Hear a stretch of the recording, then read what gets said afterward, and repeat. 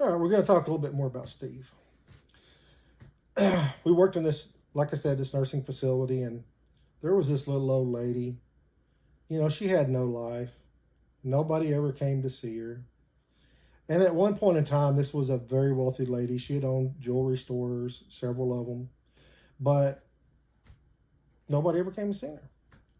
And she would see Steve, and she honestly believed that Steve was her grandson. She had dementia.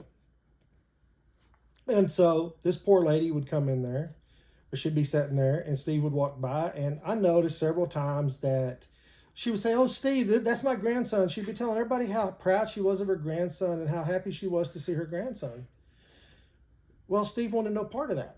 And so Steve would get on her and jump her ass and tell her that I'm not your grandson. I'm getting tired of you calling me your grandson, blah, blah, blah, blah, blah.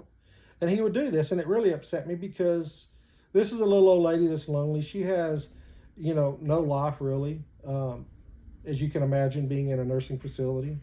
And so one day he did that, and I pulled Steve to the side, and I jumped on Steve.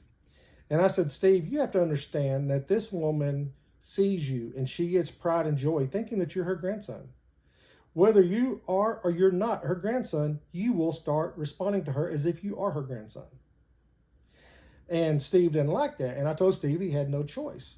Because in this world, what does it hurt if somebody thinks that you're their grandson? It doesn't hurt. It makes their day. But does it hurt you at all? No. So Steve is now the grandson. Live the dream.